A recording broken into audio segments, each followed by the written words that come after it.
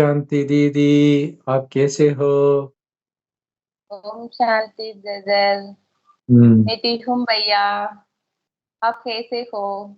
मैं भी बहुत खुश है दीदी। क्यों भैया, क्या बातें? सुना है ना दीदी, प्रयागराज में महाकुंभ मेला होता है 13 जनवरी से 26 फरवरी तक। वो 45 दिन में ये सेलिब्रेशन धूमधाम से होने वाले है।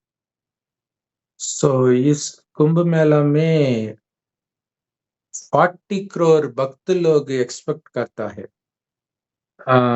और हमारा गवर्नमेंट 5000 करोड़ रुपया इस सेलिब्रेशन के लिए अलर्ट करता है।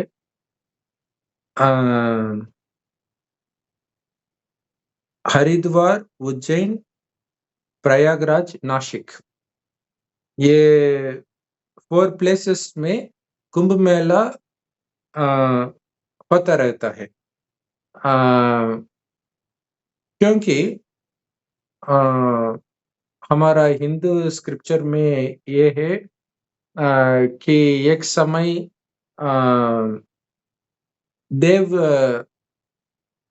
देवता ये उनका पद पूरा गवाया है, तो विष्णु के आगे चल लौटने आने के लिए एक युक्ति मांगते हैं। विष्णु बोले आप असुर लोग के साथ दूध का सागर मंथन करना पड़ेगा। फिर देवलोग और असुर लोग दोनों इकट्ठे उस दूध का सागर को मंथन करना शुरू कर दिया। उनमें पहला और चीज निकला, जैसे कामधेनु, अप्सरस, रंभा। अंत में ये कलश, अमृत कलश निकला है। सो वो अमृत कलश निकलने के लिए ही उन लोग सागर का मंथन किया है। अब अमृत कलश मिला है, लेकिन इस अमृत को डिस्ट्रीब्यूट करने में कंफ्यूजन होता है, क्योंकि ये देव लोग असुर लोग को इस अमृत कलश डिस्ट्रीब्यूट करने में ना चाहते हैं, क्योंकि हर समय असुर लोग झगड़ते रहते हैं उन देवलोग के साथ। इसलिए इंद्र का पुत्र जयंत वो अमृत कलश लेकर दौड़ते हैं। असुर लोग उनके पीछे दौड़ते रहते हैं। उस समय अमृत कलश से एक दो बूंद धरती पर लगता है। उस जगह में हम अभी तक कुंभ मेला मनाते रहते हैं, क्योंकि लोग में ये विश्वास है कि कुंभ मेला के समय 45 डेज में उस पुण्य तीर्थ में अमृत मिक्स हो जाएगा। इसलिए उनसे डुबकी उनका पाप कट हो जाएगा। इसलिए लोग उन तीर्थों पर चलते रहते हैं, डूब करते हैं मुक्ति पाने के लिए। ये है हिंदू लोग में विश्वास ऐसा है। सो तीसरा 3 तरह के कुंभ मेला है। एक है कुंभ मेला जिसको 12 years once मनाते रहते हैं, एंड दूसरा है अर्ध कुंभ मेला जिसको 6 years once, अर्ध मीन्स हाफ, इसलिए 6 years once वो अर्ध कुंभ मेला मनाते रहते हैं। एंड तीसरा है महाकुंभ मेला, 144 years once ही ये महाकुंभ मेला मनाते रहते हैं। इसके अर्थात क्या है, कोई भी 2 महाकुंभ मेला देख नहीं सकते, क्योंकि उतनी लंबी समय जीने असंभव है। सो इस सेलिब्रेशन के लिए बहुत प्रिपरेशन तैयार में रहते हैं। 1.5 lakhs टॉयलेट्स भी बनाया है। 10,000 साफ करने वाले भी है उस काम पर, एंड 23,000 CCTV कैमरास भी इंस्टॉल किया है। 4,000 acres ऑफ लैंड पर ये सेलिब्रेशन होने वाला है।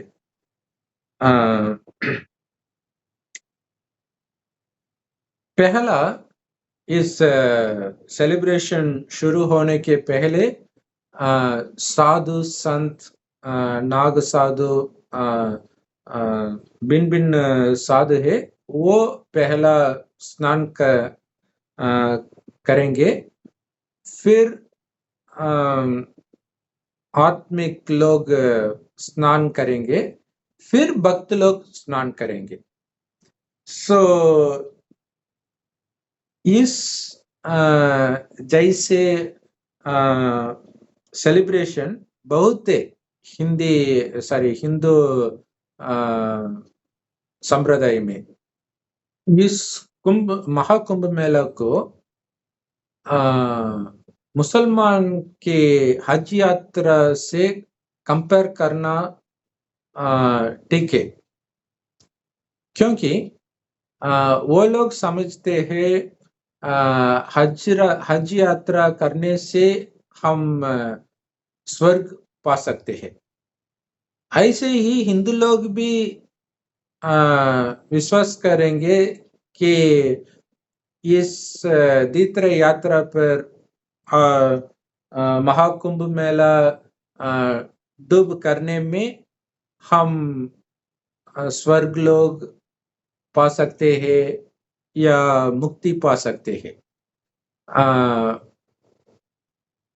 हम मुक्ति और स्वर्ग की अंतर समझने जरूरी है, क्योंकि ये दोनों चीज अलग अलग है, ये सेम नहीं है। इसलिए इस ज्ञान जो स्वयं परमात्मा कलयुग अंत में आकर सुनाते हैं, उसको जानते बहुत जरूरी है। परमात्मा इस golden red coloured light world में रहते हैं सदा काल में। हम लोग यानी आत्मा, हम भी भगवान के साथ उस लोग जिसको हम परमधाम या परलोक कहते हैं, उसमें हम भगवान के साथ रहते हैं शरीर लेने के पहले। आदि में जब हम शरीर लेते हैं इस धरती पर, उस समय इस धरती होंगे स्वर्ग। स्वर्ग में सारे लोग बहुत खूबसूरत है और बहुत तंदुरुस्त भी है। कोई बीमार नहीं होंगे और सिर्फ इंसान नहीं और जानवर भी बहुत प्यार से एक दो को चलते रहते हैं। इसका कारण क्या है ना, वो लोग सदा समय उनको आत्मा ही समझते रहते हैं। आत्मा एक बिंदी है, प्रकृति के बीच में है, इसलिए हम तिलक उस जगह पर डालते हैं। उस आत्मा ही आंखों से देखते हैं, इस शरीर से सब कुछ करते रहते हैं। जो स्वर्ग में था उनको हम देवता कहते हैं। वो भी इंसान है हम जैसे। अंतर ये है कि उन लोग में दैवी गुण है, दैवी गुण में बढ़ता है। वो लोग बहुत प्यार है, बहुत शांत में रहते थे, बहुत पवित्रता थे। उन देवताओं को ध्यान सभी आत्मा पर है, इसलिए वो लोग जो उनके सामने जो भी अच्छा आदमी है, अच्छा चीज है, उनको उनमें कशिश नहीं होंगे, क्योंकि उनका ध्यान सभी आत्मा में है ना। इसलिए उन लोग सभी खुश में रहेंगे, क्योंकि आत्मा की नेचर ही है खुश शांत। इसलिए उन देवता सभी खुश और शांत में रहेंगे। लेकिन 2500 ईयर्स के बाद क्या हुआ है, वे देवता उनको ध्यान आत्मा से निकलेंगे। जो वो लोग देखते हैं उन पर कशिश करते हैं, इसलिए आत्मा अभिमानी के बदले उन लोग देह अभिमानी बन जाएंगे।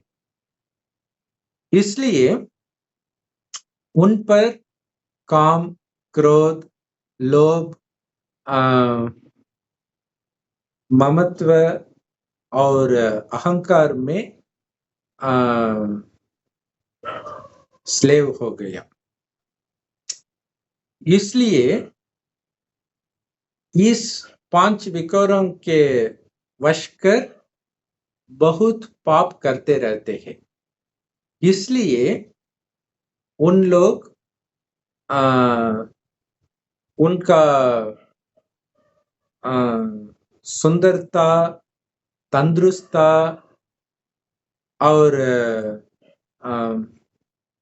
धन, ये सब डिक्रीज होते जाते हैं। एंड हम आज 5000 के अंत में है। इस समय लास्ट 100 years में खुद भगवान ही आया है, एक बूढ़े धन में। उनको ब्रह्मा कहते हैं। सो ब्रह्मा के मुख द्वारा भगवान के महावाक्य निकलते रहते हैं, जिसको हम मुरली कहते हैं। हर एक ब्रह्म कुमारी राजयोग मेडिटेशन सेंटर पर हमें उस मुरली मिलेंगे, और इंटरनेट पर यूट्यूब पर भी हम मिल सकते हैं। इस आखिरी 100 साल को कॉन्फ्लुएंस एज कहते हैं, संगम युग कहते हैं। इस संगम युग को कोई वेद शास्त्रों में नहीं लिखा हुआ है, भगवान ही जानता है इस ज्ञान को। इस ज्ञान आत्मा के ज्ञान है, परमात्मा के ज्ञान है। इस 5000 साल की चक्र की ज्ञान है। भगवान को हम बाबा कहते हैं, क्योंकि वो हमारा बाप है। हमारा अर्थात सभी आत्माओं का बाप है, शरीर का नहीं है।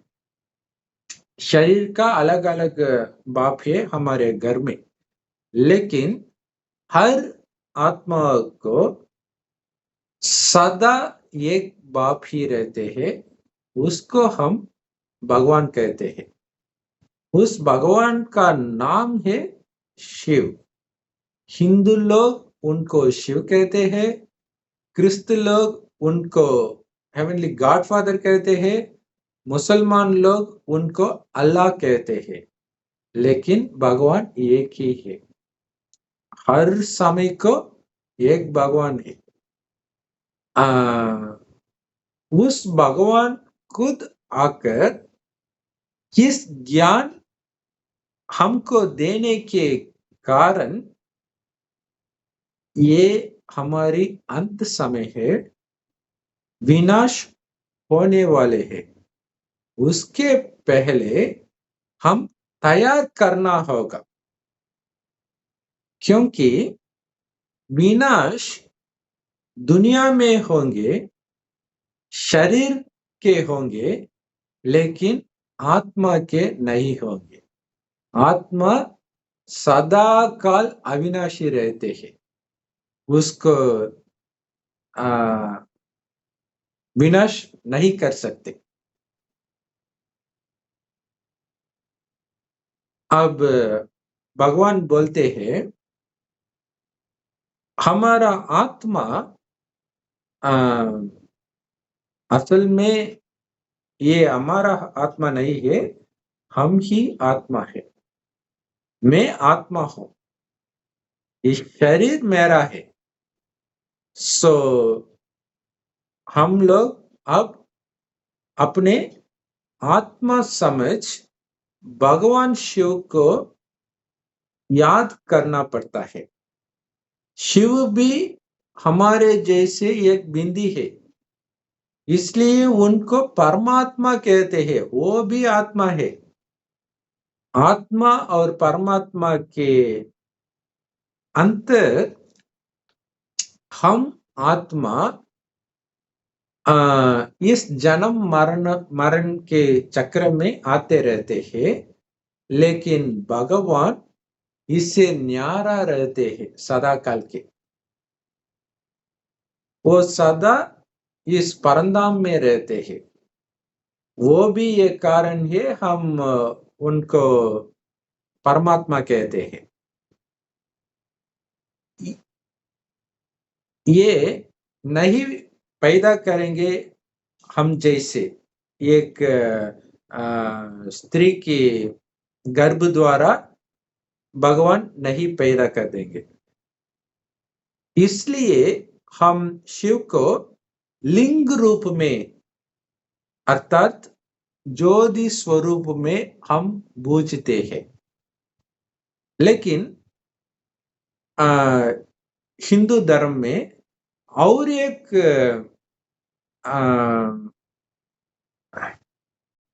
देवताओं को मनुष्य शरीर में ही हम पूजता करते हैं, लेकिन शिव को ही हम लिंग रूप में पूजते हैं, क्योंकि वो सदा बिंदु स्वरूप में है। उनके लिए अगला शरीर नहीं पाते हैं, लेकिन वो एक बूढ़ी तन में आता है इस ज्ञान को देने के लिए। सो इस ज्ञान का सार हम ये शरीर नहीं, सिर्फ आत्मा है। हमको आत्मा समझ भगवान को याद करते रहते हैं। ये है इस ज्ञान का सार है। इस ज्ञान में ही हम आत्माभिमानी बनकर स्वर्ग को एंटर करना चाहिए। लेकिन आत्माभिमानी होने के साथ हमारे में दैवी गुण भी भरना पड़ेगा। इसलिए हम हर दिन मुरली सुनने बहुत आवश्यकता है। वो मुरली हर एक ब्रह्म कुमारी राजयोग मेडिटेशन सेंटर पर फ्री से हम मिल सकते हैं। वेबसाइट और यूट्यूब में भी हम मिल सकते हैं। शिव ही असल में सागर है, पानी का सागर नहीं, ज्ञान का सागर है। एंड उनसे ही हम ज्ञान का नदियां निकलते रहते हैं। सो ज्ञान का नदी और ज्ञान का सागर जब मिलेंगे उस समय का संगम युग कहते हैं। सो इसका यादगार ही कुंभ मेला। कुंभ मेला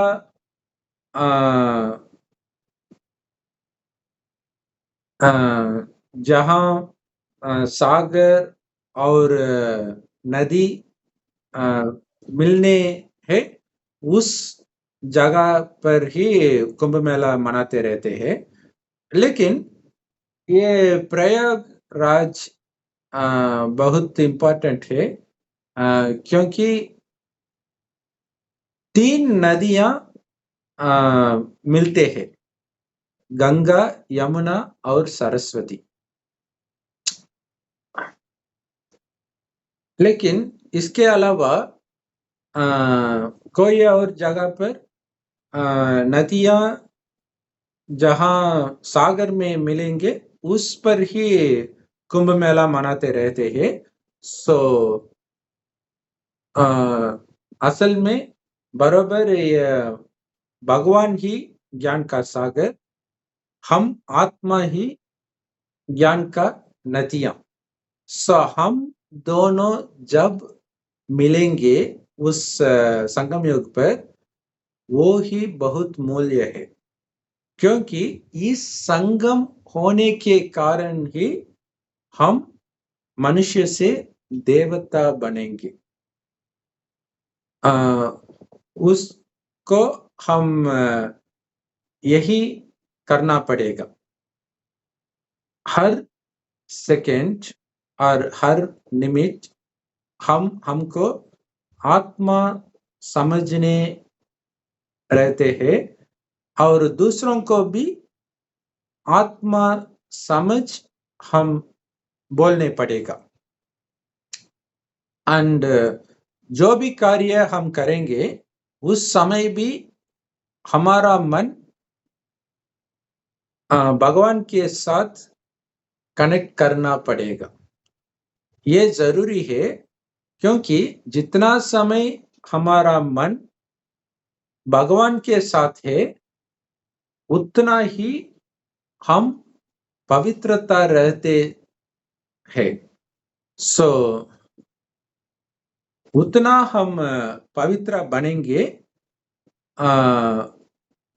जितना हम पवित्र बनेंगे उतना हम ऊंच पद मिल सकते हैं स्वर्ग में। ऊंचते ऊंच पद है श्री कृष्ण का पद है। सो हर एक को हक है श्री नारायणन पद का मिलने, लेकिन एक मेहनत ही हम करने पड़ेगा। उस मेहनत और कोशिश ये है कि हमें आत्मा समझ परमात्मा को याद करते रहते हैं, बस। इसके अलावा हम कोई नहीं कर सकते हैं। लेकिन हम शरीर निर्वाह के लिए जो हम हर रोज करते हैं वो हम करने पड़ेगा, लेकिन जो हम भक्ति मार्ग में किया होगा, जैसे हम मंदिर पर जाना है, चर्च पर जाना है, मस्जिद पर जाना है, वो सब भक्ति मार्ग के है। लेकिन ये है ज्ञान मार्ग। जो भगवान सुनाते हैं हमको वो ही ज्ञान है। इस ज्ञान से ही हम पवित्र बनते हैं। हम जितना पवित्र बनेंगे उतना ऊंच पद भी मिल सकते हैं। जो होता है इस संगम पर उसके यादगार ही हम भक्ति मार्ग में मनाते रहते हैं। हर त्योहार इस संगम पर जो होता है उसको यादगार ही हर त्योहार है। जैसे दिवाली, हर त्योहार, दिवाली में हम हर घर को